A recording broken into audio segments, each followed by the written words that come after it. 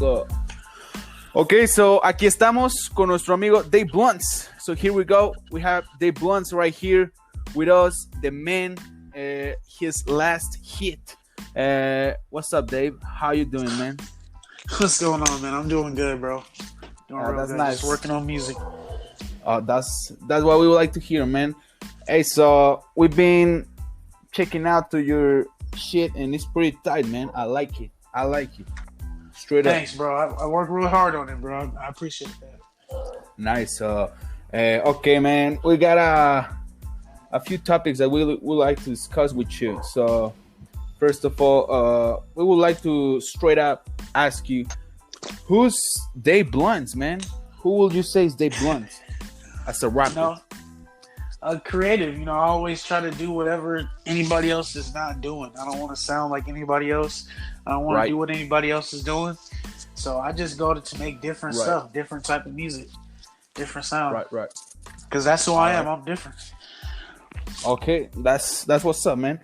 All right, so here we got also Oscar. Maybe you remember him from yesterday. Yeah. Yeah. Okay, Dave. Huh? Come on, sober. So we would like to ask you, man. Who are your musical influences? Where will you take your music from, man? Like, do you like rock? Do you like funk? What do you like, man? I like rap music. I like Eminem as an influence. Lil Wayne. Oh, okay. And I like alternative rock music. I like just a couple alternative bands, but really, my inspiration for my music is really just real life. Okay. Just things that I go through in real life, I put it in my songs, and it's kind of therapeutic for me. But yeah, I listen to Eminem. Eminem. Yeah, I like his old stuff. His new stuff is kind of, it's kind of garbage. I feel you. Straight up. Yeah, his old music is definitely really. Those are my two influences, and I don't try to sound like them, but those are the people that I really listened to growing up. Like my first album that I ever listened to was the Lil Wayne album. Okay. It was called The Carter 3. That was when I was like 8 years old. Yeah, The Carter 3. I remember that. Yeah, I had like a little tight CD player, like a kid, like a little baby CD player. I would listen to that like over and over. Yeah, that was really good. I see. No. I feel you straight up. But so here's something, man. Will you? So if I'm not wrong, you're 20 years old, right? A young man. Yeah. I just turned 20. Nice. So you was never in the 90s. So you pretty much didn't hear the G-Funk era. You know what I'm trying to say? Yeah, I know what you're trying to say. What do you know about the G-Funk era? Ice Cube, Dr. Dre, MC Ren. I think MC Ren is real underrated, in my opinion. Yeah. But there's a lot of artists. What do you think about the G-Funk era, the 90s?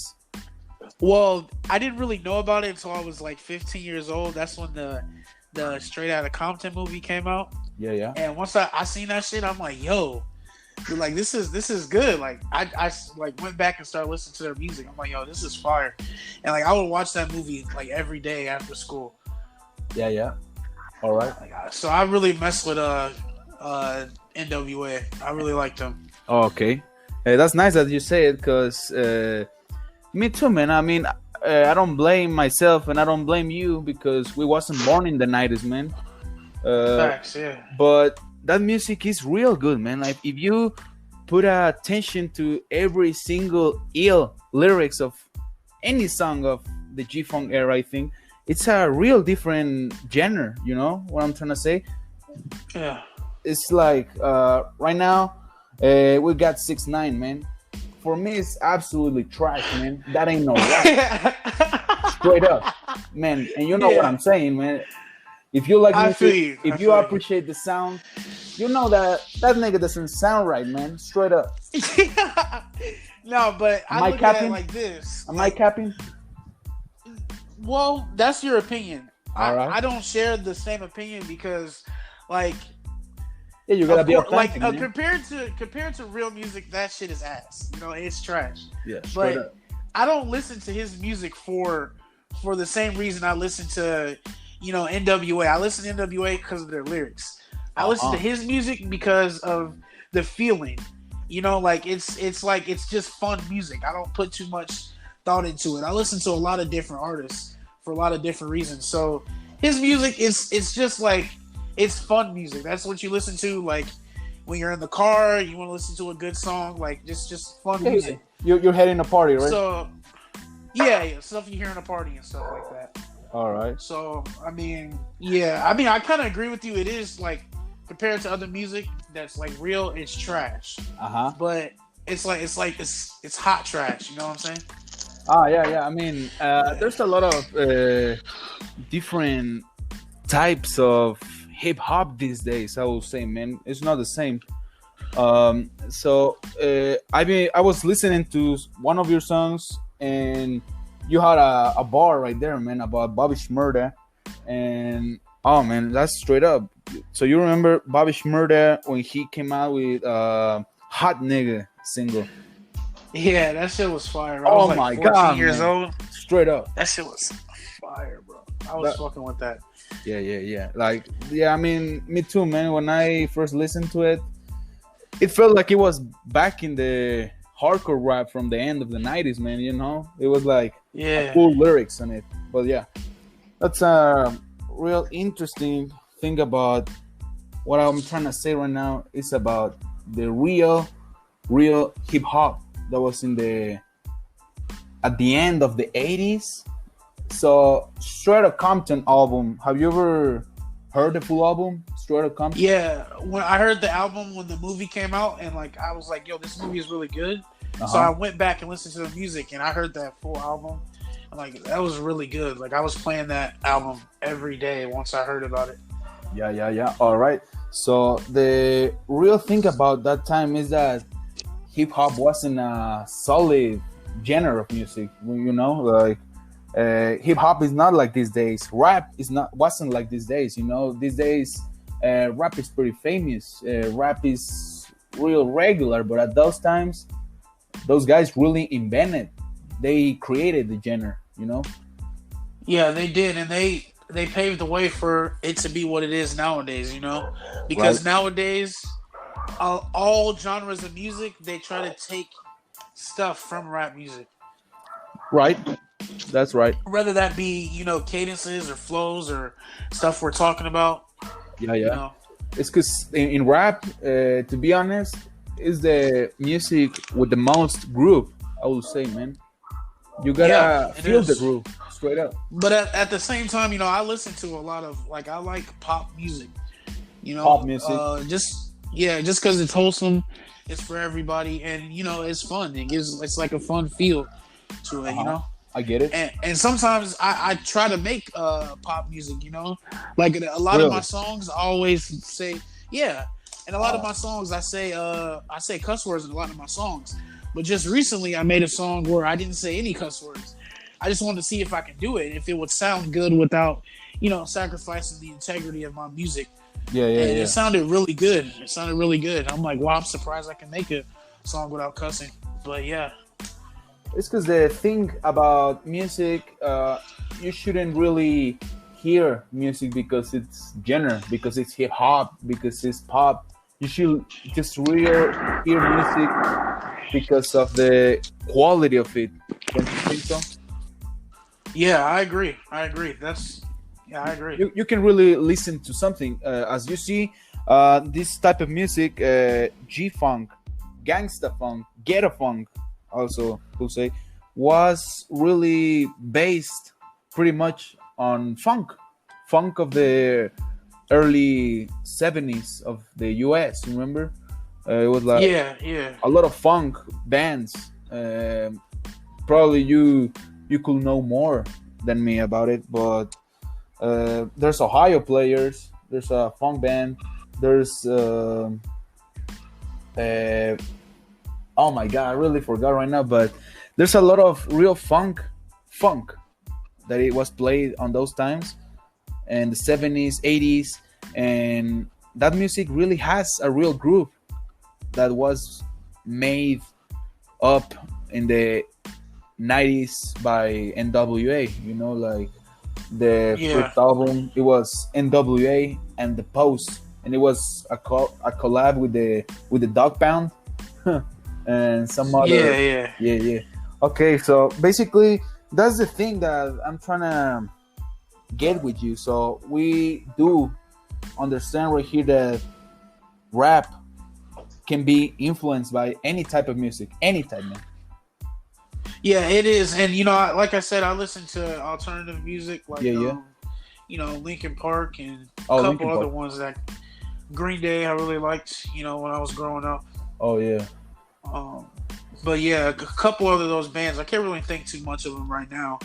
But, yeah, I really like that music. And I've made, you know, songs that aren't fully alternative, but the, you know, the beat or my flow is influenced by it. Yeah. I get it. That's what's up. Yeah. But all right. So why you don't tell us about a little fame that you gained in Mexico? So I think you said it earlier, but could you tell us again about it? How do you became a little known in Mexico, man? Yeah. So 3 years ago, I joined this Facebook group called the CTFU, and you know, I was like going crazy in that group. I was just posting stuff, and this group had like 100,000 people in it. Right. And like, so I was getting like thousands of likes in the group. And then people from the group was adding me. Now there's people from all over the world: New Zealand, Afghanistan, and Mexico. You know, like, and there's more places. I just can't think of it right now. Yeah. The people from Mexico, they added me. Like, they added me on like as a personal friend on Facebook. And then I started posting stuff on my Facebook. So they would share it with their friends. And, you know, these people live in Mexico, so they would share it. It's kind of like a chain reaction, and they liked who I was. And you know, once I got like a solid fan base of people who liked me, that's when I started making music, because I figured, you know, one thing about whatever you're trying to do, no matter what, if you're selling something, if you're whatever it is, if you're a creator, the people who consume your product, right, they have to like you. They have to like you first, because once they like who you are, they will like whatever you do. Right. So I kind of just took that in consideration, and that's when I started, you know, making music, posting it, and people were liking it. Right. That's real true. That what you're saying right now, man. There's people that sometimes gain a lot of fan base, and everything that comes out of their ass, they'll follow because they already like it. You're right. You're straight up right, man. Yeah. But the thing about that is some people are doing it. You know, what these labels will do is they will sign an artist, like somebody who isn't even a rapper. They don't make music at all. They're just famous on social media. And what they'll do is they'll put them in the studio with a bunch of writers, the best beat producers, and they'll say, make a song. You know, we will give you a song. We'll literally write this song for you. And you know nothing about music. What that does, what's wrong with that is, it's oversaturating the market. Yeah. It's oversaturating it with a lot of trash shit. You know what I'm saying? People who don't really care about it, so they're not gonna treat it good. They're just gonna say, do whatever. You know, they're gonna do whatever. They're gonna come into this culture, and they're just gonna ruin it. They're gonna do some fuck shit, and that sucks. That sucks for the people who really take their time with the music, who actually write their stuff, who actually, you know, sit in there with the producers as they're making the beat. You know, they really work hard on their flows and really work hard on their music, you know? So, I mean, that just means that the people who are real, who really make music, they got to go harder, because there are other people who have this shit handed to them. Yeah. So, that's right. Yeah. I mean, you're right. These nowadays, since it came, you know, are you familiar with the autotune? Yeah. Well, what is this, man? Could you give us from your artist point of view, what's the autotune? Okay, autotune is something that it's like you put it on your voice. It's It's a tool. it's a two. I say it's you could call it a tool, right? Oh yeah. It's a tool. It's a tool. It's a tool that people use, and I use it. You know, I use it. I mean, When every I first artist started uses it. using it, I wasn't. Yeah, not every artist, but most artists use it. And you know, All right. the better equipment that you have, you can barely even hear it. It just sounds like their real voice. And Yeah. my opinion on autotune is it's good if you know how to use it. There's levels to autotune. Autotune is only supposed to you have to be able to sing really good in order to use autotune, because if you don't, it's just going to sound horrible. Autotune is supposed to complement your voice. So Right. you have to already know how to sing, and then autotune is like an extra to it. That's just going to make it sound really good. Yeah. It's a tool just to correct mistakes on your singing, right? No, not to correct mistakes. Oh, okay. It's supposed to it's kind of like how, okay, so let's say you have some chicken nuggets, all right? Right. And then you got barbecue sauce. Chicken nuggets already taste good. Right. When you dip them in the barbecue sauce, they taste perfect. Right. So it just makes everything sound like way better. It already sounds good, but this could sound better with Okay. autotune. Yeah. It might not the word, but amplifies the Yeah. the range of voice. Yeah, I know what you're trying to say, man, but it's a real, because it's not real voices anymore, but at the same time people still need it, you know, because no autotune will be like a total different world, you know, like a lot of singles wouldn't have come. Yeah, it wouldn't be the same, because you know, and you just got to give that to T-Pain. He was really the one who kind of showed us how to use the autotune. You know, a lot of people don't give him his props, but he definitely deserves it. T-Pain is a really innovative artist when it comes to autotune and how people make music nowadays. Right. So okay, man, that's right. So I would like to ask you in the first place, how do you had the first idea of making music, not rapping, man? Because everyone can rap, man. If you see that point, everyone can rap, but making this instrumental, making the right groove, make it sound good is different. So what made you to jump into the beat making? Well, I don't make my beats. I have You don't make your producer who beats. does that. All right. No, I have a couple producers who do. All right. And What how is it? the reason I wanted to what was you gonna say? Oh no, I say no. Go ahead, man. The reason I wanted to start making music is, okay, so maybe when I was 16, this is when I was listening to this rapper called G Herbo, and his music is it was so hard. I was like, yo, this is insane. I've never heard anything like this. So I would just listen to his stuff every day, and that made me want to start making music. Because he's from Chicago, which is it's 3 hours away from where I live, and he's famous in America, and he's really famous. And I'm like, yo, if he can, his name is G Herbo. G Herbo.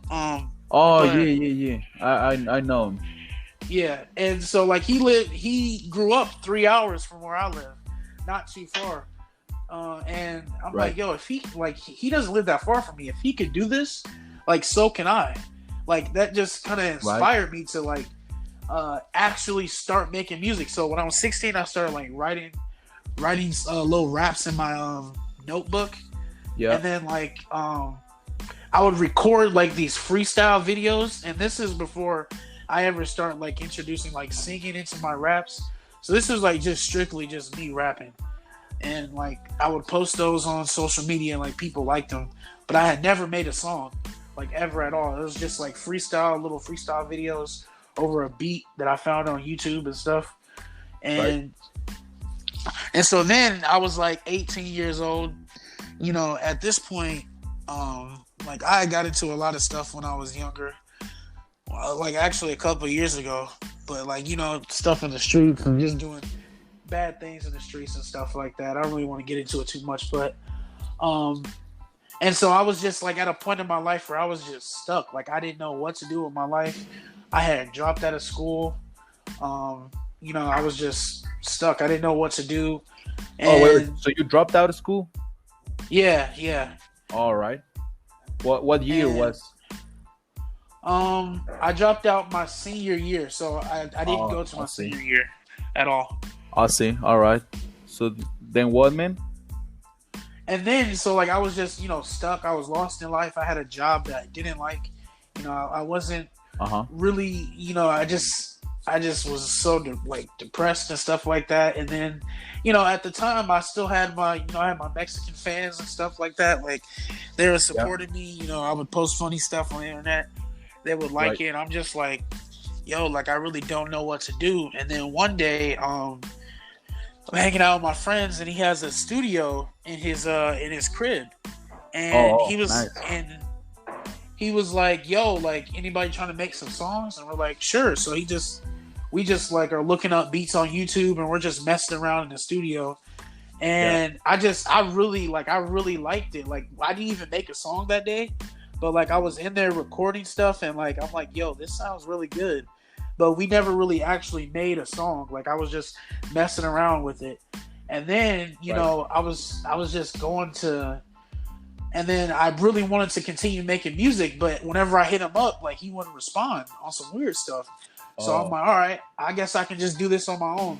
So I downloaded a studio app on my phone, and I would download beats from YouTube, and I would make songs on my phone. Like I had headphones that had a microphone on it, and I would record music that way. And what would happen is I would go to work all day from like 9 a.m. and I would get off at like 6 p.m. And then I would go straight to my, like I had a van at the time. I would like go inside of my van, and I would just make songs like on my phone all night until like 2 a.m. I would finally go into the house and like go to sleep, and I have to wake up at 5 a.m. the next day and, you know, keep doing it. And I would just always do that. And then it got to the point where, you know, my friend, like I was posting these songs on Facebook. Like I didn't even have anywhere to release them because I didn't have a SoundCloud. I didn't have a laptop to upload this at the time and all that. Like, so I would just post these songs to Facebook, and people were really liking them. Like my fans enjoyed them. They really liked them and stuff like that. And so I hit up my friend. I'm like, hey bro, no, my friend hit me up. My bad. My friend hit me up because he seen that, you know, people was really liking these songs. He's like, hey, let's get into the studio. So we got into the studio, and I made 3 songs that night. I made 3 songs, and one of them, and like I released one of them, and people was really liking it. Like, yo, bro, like you finally got a professional sound. Like he's got good studio equipment in his house. And so people really liked it, and I wanted to go over there and make more music, but once again he wasn't hitting me up. You know, he was saying he was busy. So I'm like, whatever, I guess I'll go back to making songs in my van off my phone. So I'm making songs in my van off my phone. And then I had this other friend. He was making music, and like we always, you know, told each other, hey, like I like your music, let's work on it one day. But you know, our schedules never matched up. And then one day he was like, yo, like this other dude, like I knew this person since 8th, like we went to middle school together. And then so one day he hit me up. He was like, hey bro, like we got a studio at our crib. Come over here, start making music with us. You know, I'm a producer. I know how to make beats. I'm an engineer. I know how to work with the voices. Like you can make music over here, because your music that you're putting out right now is good, but it could be way better.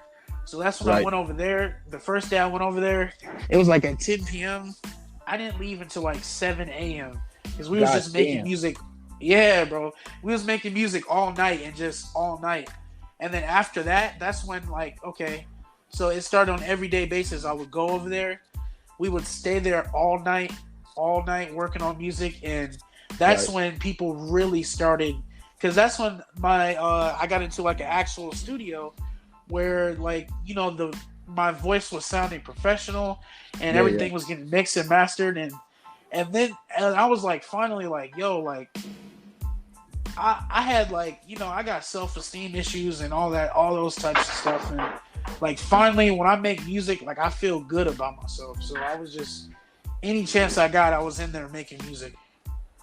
And he was just your regular homeboy, or he was? Yeah, this is my friend. This is somebody who, right. My friend. Cool. Oh, that's really nice, Dave. Like, straight up, man.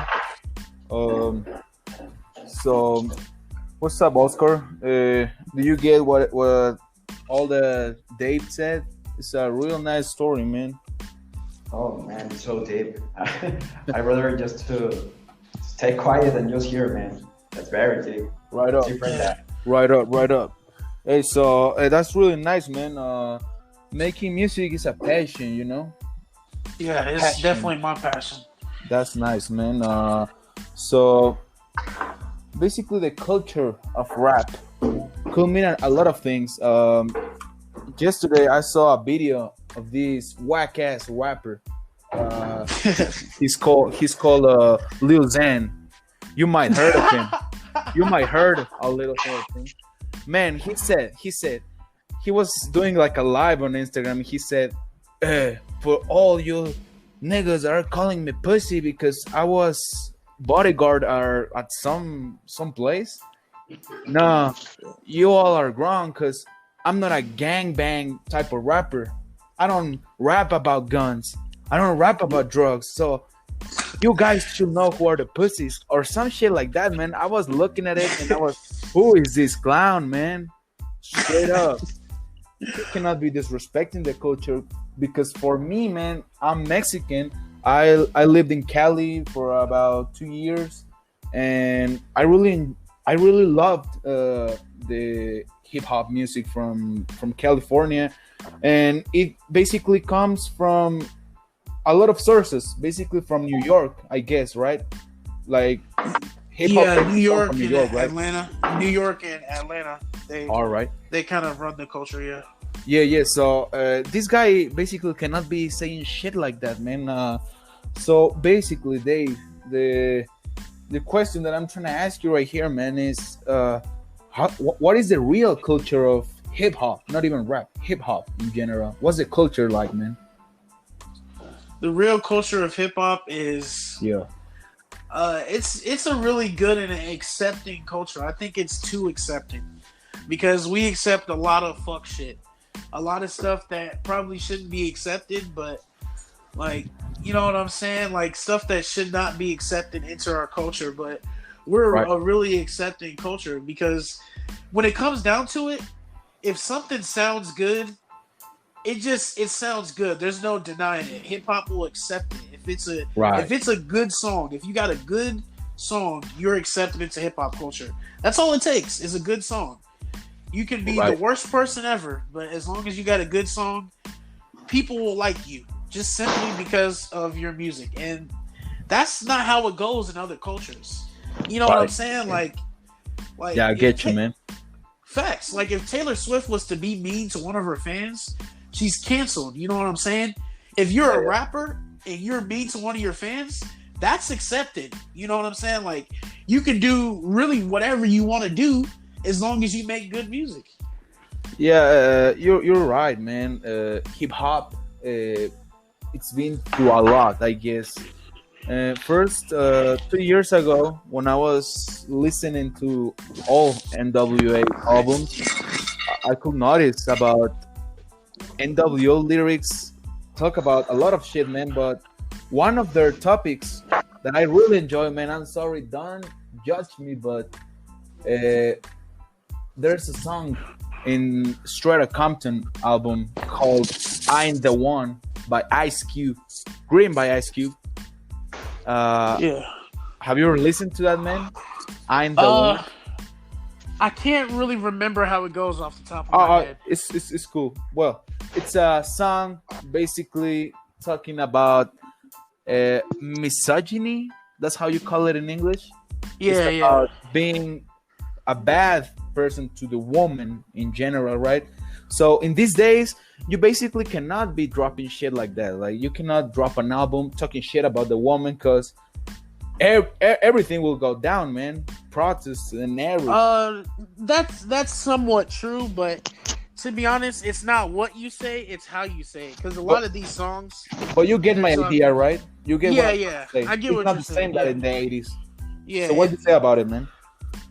What do I say about like if you drop a song right now, like that song from Straight Outta Compton, or there's another song in the NWA second album called Niggas for Life.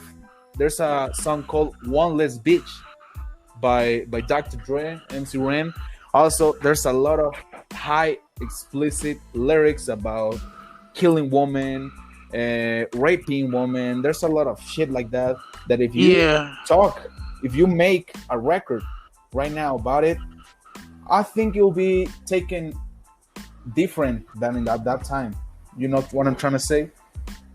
Yeah, I mean, I'm just gonna say about that is it's definitely different. You can't do that, right. But at the same time, you can, because if you listen to music nowadays, they're saying the same thing that they were saying back then, but they're saying it in a different way. You know what I'm saying? Like, they're always in rap music. They're always talking about. There's a rap song in particular. I can't remember the name of it, or who even made it. But it was a Future song. He was like, gave her 2 Xans and she proud of me. Okay, so that is the equivalent of a couple of years ago. Rick Ross, he had like a huge deal that he lost because he said something in the song. Put Molly in her champagne. She didn't even know it. I took her home and enjoyed that. She didn't even know it. Now that is referencing to date rape. He's talking about putting pills into a girl's drink. Right. And taking her home and enjoying her. You know what I'm saying? That's exactly what he's talking about. And then when Future said, gave her 2 Xans, now she's proud of me. He's pretty much saying the same thing as what Rick Ross said, but he's saying it in a different way. Because, girl, I'm trying not to be offensive with what I'm getting ready to say next, but girls will say that they don't like that misogyny stuff and all that, but then they will hear a song, talking about, girl, shake your ass or something like that. Yeah. And that'll be their favorite song. Straight up. Yeah. The reason why it's their favorite song is because the way that rapper is saying it. He's not saying, I hate you, you're less than me, shake your ass. He's saying, girl, I love you, please shake your ass. You know what I'm saying? It's just the delivery. He's saying the same thing. It's just the way he's saying it. Yeah, man. You're total right. In rap and hip hop culture, as we already said, this culture accepts a lot of stuff that wouldn't be permitted in another cultures. That's right. But the real thing, man, is that girls can be listening to rap, hardcore rap, all the shit, all the misogyny shit that you can say in a rap song, and they won't do nothing, man. But that's all good for them. But in the moment that you, as a person from Mexico, let's say, you start writing some shit like that, and you try to put it like that together in a song, you'll have a lot of trouble with it. But fuck that, man. I mean, it's hip hop. I'm gonna write whatever I like to write, man. That's the real culture, I guess. All right, man. So a lot of things that we said, and we haven't talked about police, man. And police, I know the U.S. has been hidden by a wave of a lot of issues because of the police brutality, man. And I want to ask you straight up, have you ever had any issues with the police in Iowa? Yeah, bro, multiple times. I'm gonna tell you a story. Could you tell us something real quick about it, man? Yeah, so I was like 17. I was like 17, and Right. I was at this house. I was at this house party, right? Right. So we just see that it advertised on Facebook. We're like, okay, let's go to this house party. People posted the address, so we just went there. And so we're having fun at the house party. Everything's going good. And then, in America, you got in my town there, you got a house party. A good one is about 30 minutes long. And I'm gonna tell you, it's broken up into 10-minute sections. The first 10 minutes is party. The second 10 minutes, it's fight. A fight breaks out for 10 minutes. Oh shit. The last 10 minutes is it gets shot up or the police come. And that's the last 10 minutes of it, people scattering and stuff like that. So this one, nobody was shot up, nobody was fighting. It was a good party. It was about a good 10-minute party, so about 20 minutes. So we was there having fun, and then the party got popped. People were running and stuff like that, and the police came. Turns out, everybody was running. You know me, bro. I'm big, I'm fat. I can't run. You know what I'm saying? So Right. I stay inside the house because I think the police are just going to leave after everybody's gone. Wrong. The police come inside the house and they're like, what are you doing? And I'm pretending to be drunk. So that way they'll just be like, oh, he's drunk. Let's let him go. Right. No, they're like, what are you doing? This house is people. So the person who threw this party, they found somebody went out of town that they didn't even know. They broke into their house and threw the party. We didn't know that. Yeah, we did not know that. So like, what are you doing? Like, this is the owner called. The neighbors were supposed to be watching out. Like, what are you doing in here? And I told them some story. I'm like, yo, I was just walking to the store and I seen a party going on, so I came and joined. So it was like, you don't know whose party this is? And I'm like, no, I don't. They're like, you sure you don't? I said, no, I do not. And then I was like, and then it was like, okay, stand up. I'm like, okay. So I started standing up. Yeah. And he was like, now reach into, like, I had my hands in my pockets. He was like, slowly grab your hands out of your pocket. And I'm like, okay. So I'm slowly grabbing it, and he pushes me he's like, what are you doing? As I'm pulling my hand out of my pocket, he pushes me. I'm like, what the fuck? So I push him back. I shouldn't have did that, bro. Those cops beat the fuck out of me, bro. They was punching me and all that stuff. I couldn't do nothing back. And then finally, after like 2 minutes, they was like, stop fucking resisting. And I'm like, okay, I'm cool. I put my hands up and all that. It was like, how old are you? I'm like 17. They're like, fuck, because they thought that I was like, they thought I was an adult. They're like, fuck, no, this can't happen. We can't do this. Just take him home. So they took me home, and yeah, after that, like, those cops like fucked me up. They just took me home right after that because I was 17. Like, if I would have been older, they would have. Who knows what they would have done? They would have took me to jail, or they would have did something. But I just gracefully, by the grace of God, I got out that situation. Yeah. So, oh wow, man, But I didn't even do anything. Like, I did exactly what he said. I pulled my hands out of my pocket, and he just pushed me for something. He's like, stop resisting, and he pushed me. Yeah. No, I feel you straight up. Police has a real weird deal in your country, man. Straight up. Yeah. But let me tell you something, man. Like, in California, cops, all they do Saturday night was just trying to shut up parties and all that, like stop parties at night. Yeah. That was all their job, and that's it, man. But goddamn, man, like, that's nice that you came out of that. So, man, so I have a last thing I would like to discuss with you. So you already told me that you dropped out high school. So do you have any high school experience that probably made you want to rap, or that all that motivation came after school? Yeah, some high school experience that made me want to rap. Just the experience of high school, just going through it and realizing this isn't for me.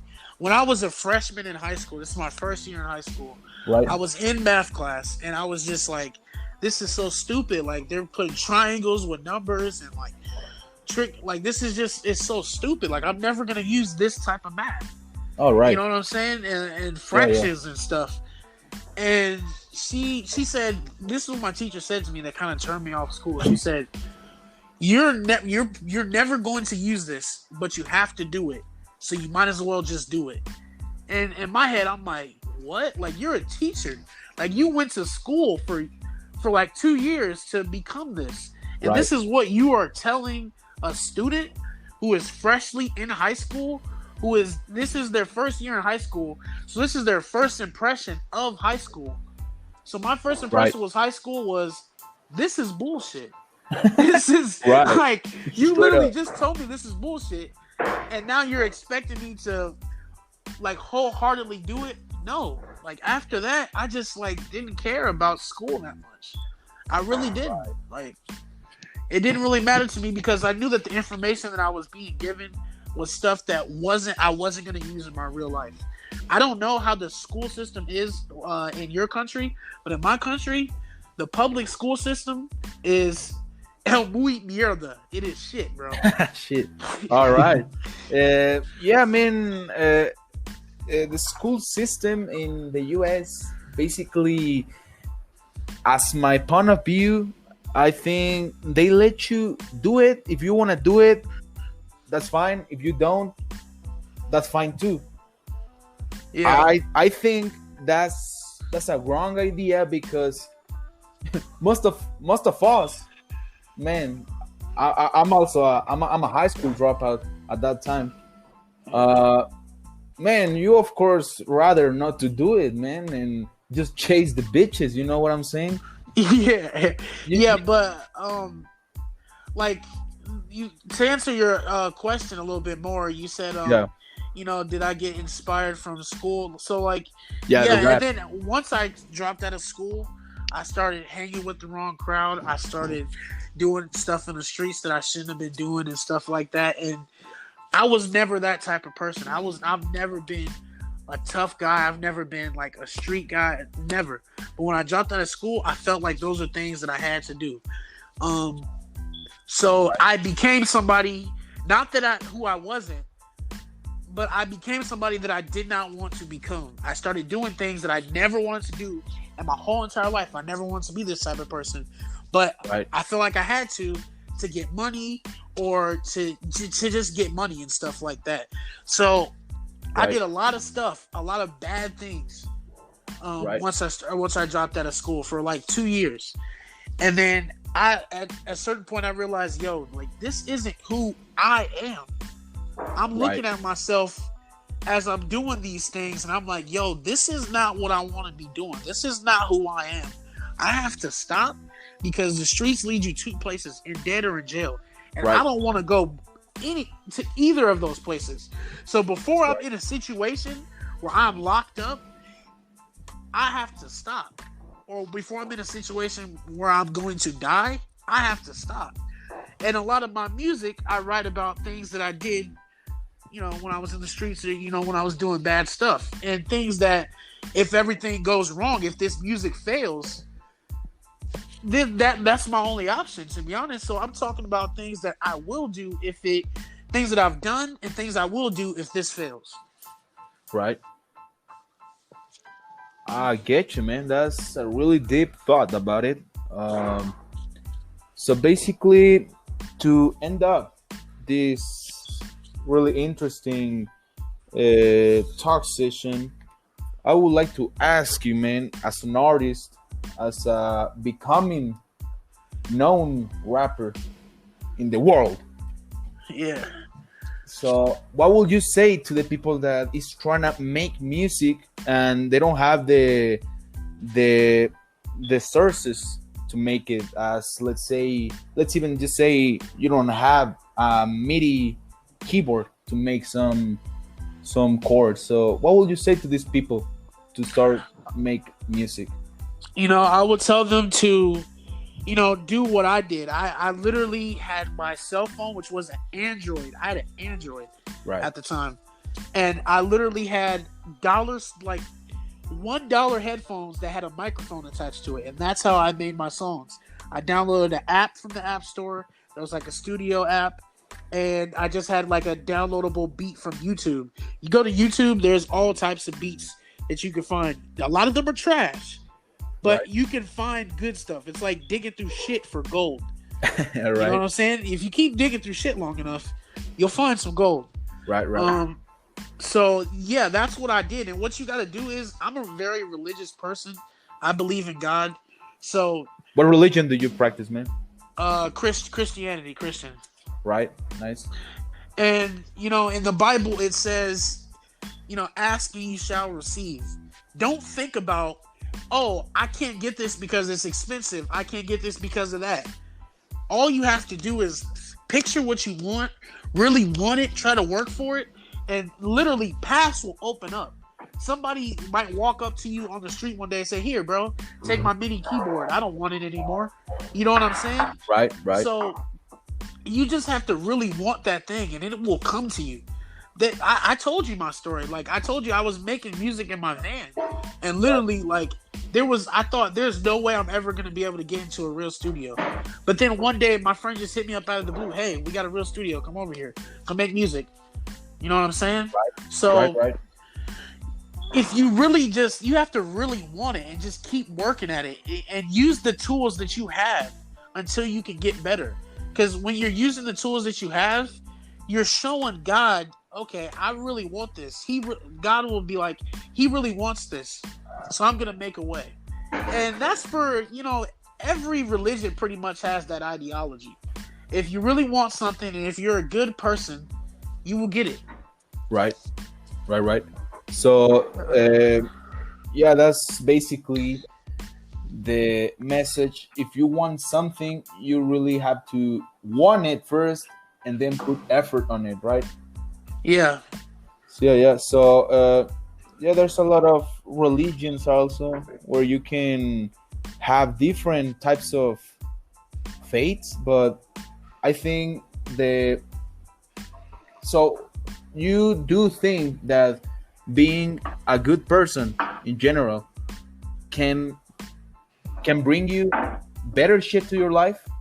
Yeah, being a good person, you know, and you understand my question, right?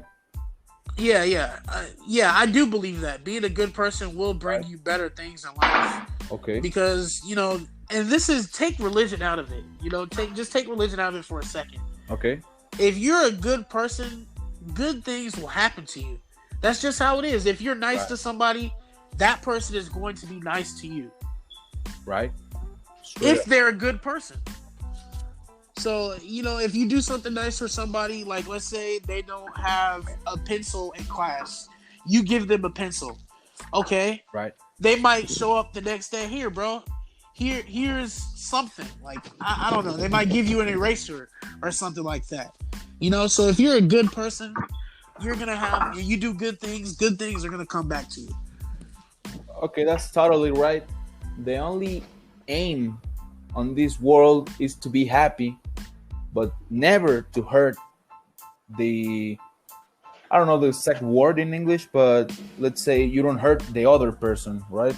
You don't hurt your friend. You don't hurt the other man that you don't know.